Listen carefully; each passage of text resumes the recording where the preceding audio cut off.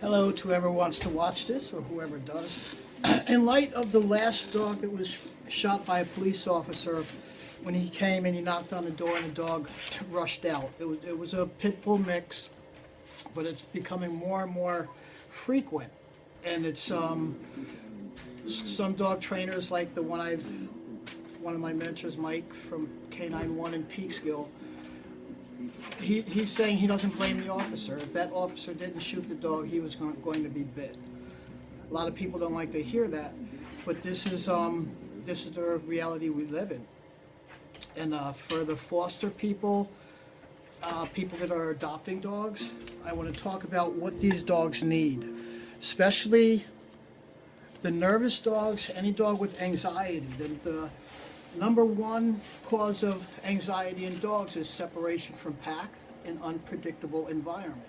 So all of these dogs you're dealing with are suffering from the number one form of anxiety. They're being separated from where they used to be, from their puppies. If they were puppies, they were separated from the pack. If they were not, they were separated from wherever they lived. Even if it was a bad environment, they're taken away from that environment, and now, what's next? So all of these dogs they're really suffering from unpredictable environment. So I would suggest that all of these dogs go through some kind of structured training. Structured meaning we're not giving the dogs chance to react bad or make a bad choice. That's what balanced trainers do. Well, that's what I do anyway. I bring the dog in. I know that the dog is probably suffering from anxiety in some form or another, and what I want to do is I don't want to show the dog love. That's energy that's going to keep them in that state of mind longer. So a lot of the fosters, I know you guys love the dogs, but your love is keeping them insecure a whole lot longer.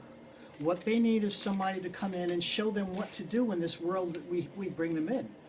So if we bring a dog into our house and we don't give them, it sounds corny, but rules, boundaries, and structure, we're setting them up for failure. So if you can have someone knock on your door, ring the doorbell, the dog alerts, does his job, and then you say go to place, or you can't at least open up the door without your dog running out, you are one of the people that could have your dog shot. No one wants to hear it, but a lot of people are unknowingly keeping these dogs in that state of mind, which they feel so bad for the dogs, but that keeps them in that frame of mind. I wish I can get people to understand that. So when I get a dog, come.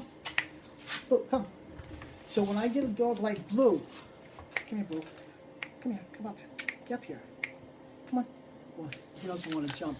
But when I get a dog like Blue, I couldn't think about where he came from, what he was doing, if he was abused or not.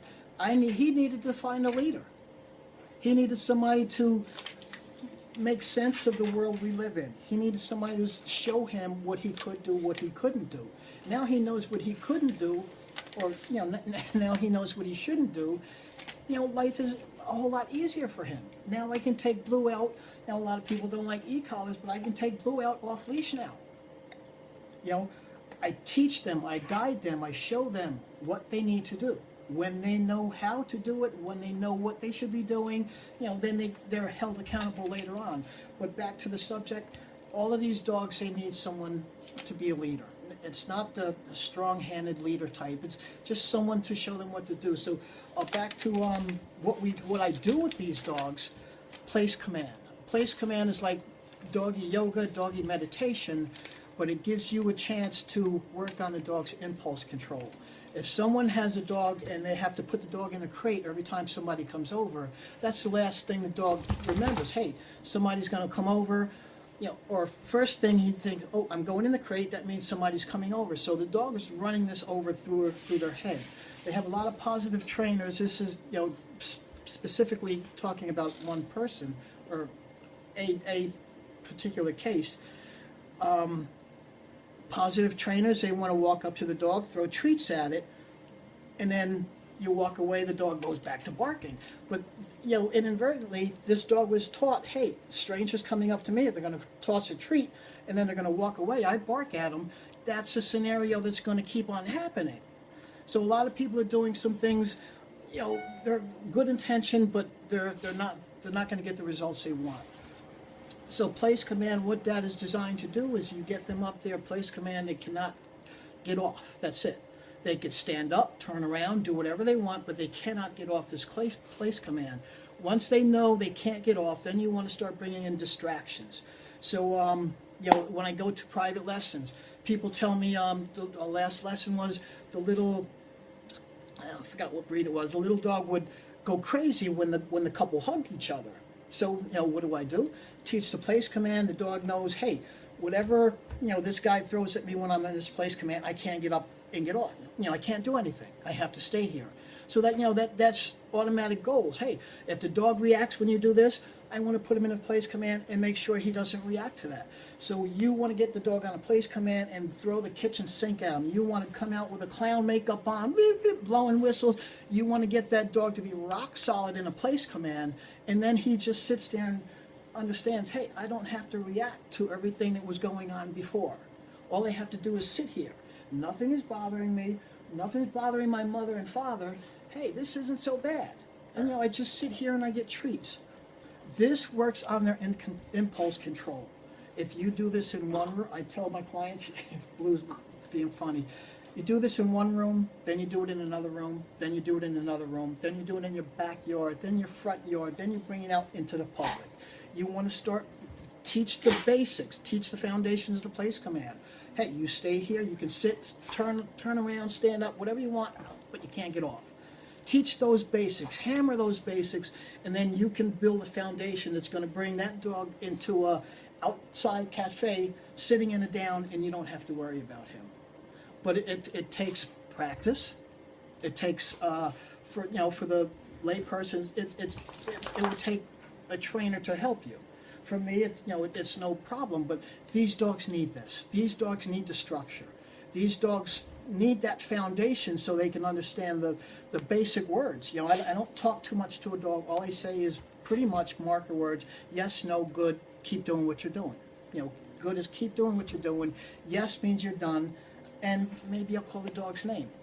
But if I start using those marker words in the context where they understand them, I can use them later. So later on, if the dog learns those marker words, yes, no, good, I can use that on the place command to tell him from a distance. I talk about 3 Ds: distance, distraction, and duration. People, they get the dog to sit. They sit for 1 second, they get a treat. No, you want to get the dog to sit and you want to get duration on it. Once you can get the dog to sit longer, you want to get him to sit longer. Once you get him to sit longer, you want to be able to go away from a distance. This is what leads the dog up to understand, oh, I can't react to this. Oh, I can't react to that. Yes, impulse control is solved with the place command and structure. I hope this helps somebody. How long did that go? 8 minutes, 26. I hope it helps someone, but I know if people would stop feeling sorry for the dogs and understand that they're nervous. They're looking for a leader. If you're not their leader, what do they have to, fight or flight? So if somebody comes up to them, you need to be their advocate in certain situations. If you know the dog gets nervous when somebody comes by them, you don't let anyone come by them. Let them see that you're going to keep people away.